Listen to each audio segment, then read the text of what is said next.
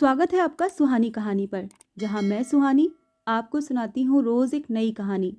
आज मैं आपके लिए लेकर आई हूँ आचार्य चतुर सेन शास्त्री की लिखी कहानी खूनी। उसका नाम मत पूछिए। आज 10 वर्ष से उस नाम को हृदय से और उस सूरत को आंखों से दूर करने को पागल हुआ फिरता हूँ, पर वो नाम और वो सूरत सदा मेरे साथ है। मैं डरता हूँ, वो निडर है। मैं रोता हूँ, वो हंसता है। मैं मर जाऊंगा, वो अमर है। मेरी उसकी कभी भी जान पहचान न थी। दिल्ली में हमारी गुप्त सभा थी। सब दल के आदमी आए थे। वो भी आया था। मेरा उसकी ओर कुछ ध्यान न था। वो मेरे पास ही खड़ा एक कुत्ते के पिल्ले से किलोल कर रहा था। हमारे दल के नायक ने मेरे पास आकर सहज गंभीर स्वर में धीरे से कहा, इस युवक को अच्छी तरह पहचान लो, इससे तुम्हारा काम पड़ेगा। नायक चले गए और मैं युवक की ओर झुका। मैंने समझा शायद नायक हम दोनों को कोई एक काम सुपुर्द करेगा। मैंने उससे हंसकर कहा, कैसा प्यारा जानवर है। युवक ने कच्चे दूध के समान स्वच्छ आंखें मेरे मुख पर डालकर कहा, काश मैं इसका सहोदर भाई होता। और मैं ठठाकर हंस पड़ा। वो मुस्कुरा कर रह गया। कुछ बातें हुई। उसी दिन वो मेरा मित्र बन गया। दिन पर दिन व्यतीत हुए। अछूते प्यार की धाराएं दोनों हृदयों में उमड़कर एक धार हो गईं। सरल अकपट व्यवहार पर दोनों मुग्ध हो गए। वो मुझे अपने गांव ले गया। किसी तरह न माना। गांव के एक किनारे स्वच्छ अट्टालिका थी। वो गांव के जमींदार का बेटा था। इकलौता बेटा था। हृदय और सूरत का एक सा। उसकी माँ ने 2 दिन में ही मुझे बेटा कहना शुरू कर दिया। अपने होश के दिनों में मैंने वहाँ 7 दिन माता का स्नेह पाया, फिर चला आया। अब तो बिना उसके मन न लगता था। दोनों के प्राण दोनों में अटक रहे थे। एक दिन उन्मत्त प्रेम के आवेश में उसने कहा था, किसी अघट घटना से जो हम दोनों में से एक स्त्री बन जाए तो मैं तो तुमसे ही ब्याह कर लूं।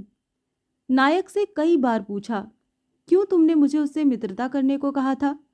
वो सदा यही कहते, समय पर जानोगे। गुप्त सभा की भयंकर गंभीरता सब लोग नहीं जान सकते।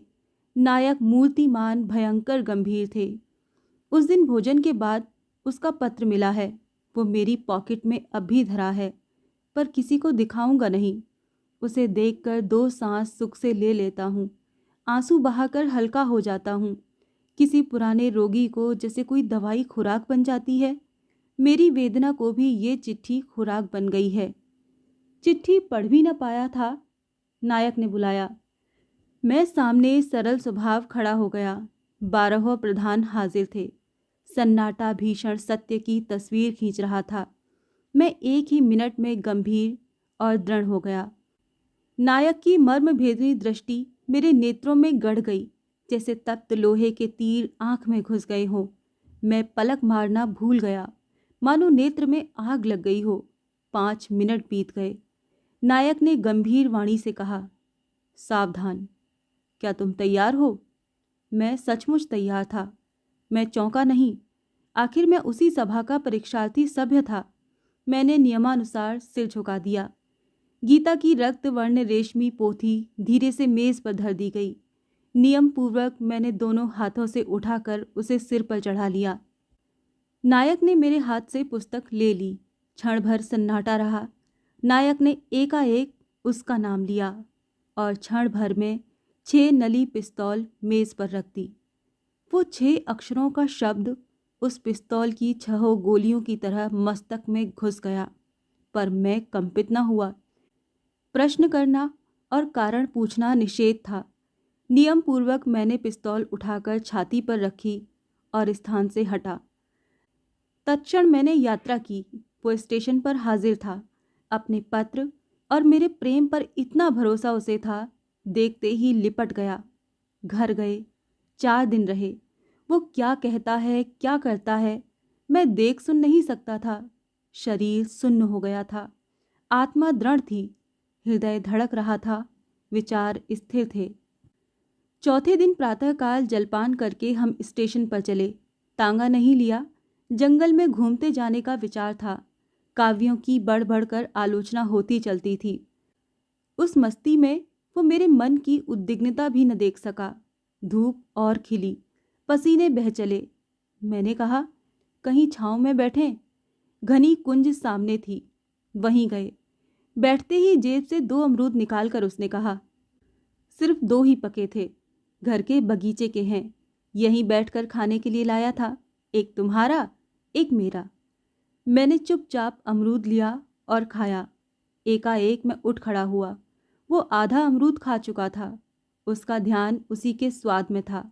मैंने धीरे से पिस्तौल निकाली, घोड़ा चढ़ाया और कंपित स्वर में उसका नाम लेकर कहा, अमरूद फेंक दो और भगवान का नाम लो, मैं तुम्हें गोली मारता हूँ। उसे विश्वास न हुआ। उसने कहा, बहुत ठीक, पर इसे खा तो लेने दो। मेरा धैर्य छूट रहा था। मैंने दबे कंठ से कहा, अच्छा, खा लो। खाकर वो खड़ा हो गया, सीधा तनकर। उसने फिर कहा, अच्छा, मारो गोली।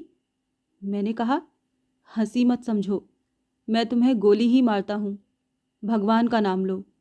उसने हंसी में ही भगवान का नाम लिया और फिर वो नकली गंभीरता से खड़ा हो गया। मैंने एक हाथ से अपनी छाती दबाकर कहा, ईश्वर की सौगंध, हंसी मत समझो, मैं तुम्हें गोली मारता हूँ। मेरी आंखों में वही कच्चे दूध के समान स्वच्छ आंखें मिलाकर उसने कहा, मारो। एक क्षण भी विलंब करने से मैं कर्तव्य विमुख हो जाता। पल पल में साहस डूब रहा था। दनादन 2 शब्द गूंज उठे। वो कटे वृक्ष की तरह गिर पड़ा। दोनों गोली छाती को पार कर गईं। मैं भागा नहीं, भय से इधर उधर मैंने देखा भी नहीं, रोया भी नहीं। मैंने उसे गोद में उठाया, मुंह की धूल पोंछी, रक्त साफ किया। आंखों में इतनी ही देर में कुछ का कुछ हो गया था। देर तक लिए बैठा रहा, जैसे माँ सोते बच्चे को जागने के भय से लिए निश्चल बैठी रहती है। फिर मैं उठा, ईंधन चुन चिता बनाई और जलाई। अंत तक वहीं बैठा रहा। 12 प्रधान हाजिर थे। उसी स्थान पर जाकर मैं खड़ा हुआ। नायक ने नीरव हाथ बढ़ाकर पिस्तौल मांगी, पिस्तौल दे दी। कार्य सिद्धि का संकेत संपूर्ण हुआ। नायक ने खड़े होकर वैसे ही गंभीर स्वर में कहा, 13वें प्रधान की कुर्सी हम तुम्हें देते हैं। मैंने कहा, 13वें प्रधान की हैसियत से मैं पूछता हूँ कि उसका अपराध मुझे बताया जाए। नायक ने नम्रतापूर्वक कहा, ये हमारे हत्या संबंधी षड्यंत्रों का विरोधी था, हमें उस पर सरकारी मुखबिर होने का संदेह था। मैं कुछ कहने योग्य न रहा। नायक ने वैसी ही गंभीरता से कहा, नवीन प्रधान की हैसियत से तुम यथेच्छ एक पुरस्कार मांग सकते हो। अब मैं रो उठा। मैंने कहा, मुझे मेरे वचन से फेर दो, मुझे मेरी प्रतिज्ञाओं से मुक्त करो। मैं उसी के समुदाय का हूँ। तुम लोगों में नंगी छाती पर तलवार के घाव खाने की मर्दानगी न हो तो तुम अपने को देशभक्त कहने में संकोच करो। तुम्हारी इन कायर हत्याओं को मैं घृणा करता हूँ। मैं हत्यारों का साथी, सलाही और मित्र नहीं रह सकता। तुम 13वीं कुर्सी को जला दो। नायक को क्रोध न आया। 12 प्रधान पत्थर की मूर्ति की तरह बैठे रहे। नायक ने उसी गंभीर स्वर में कहा, तुम्हारे इन शब्दों की सजा मौत है, पर नियमानुसार तुम्हें क्षमा पुरस्कार में दी जाती है। मैं उठकर चला गया। देश भर में घूमा, कहीं ठहरा नहीं। भूख, प्यास, विश्राम और शांति की इच्छा ही मर गई दिखती है। बस अब वही पत्र मेरे नेत्र और हृदय की रोशनी है। मेरा वारंट निकला था। मन में आया फांसी पर जा चढ़ूं। फिर सोचा, मरते ही उस सज्जन को भूल जाऊंगा। मरने में अब क्या स्वाद है, जीना ही चाहता हूँ। किसी तरह सदा जीते रहने की लालसा मन में बसी है। जीते जी ही मैं उसे देख और याद रख सकता हूँ। ये थी आचार्य चतुल सेन शास्त्री की लिखी कहानी खूनी। मिलती हूँ अगली कहानी में। तब तक के लिए विदा।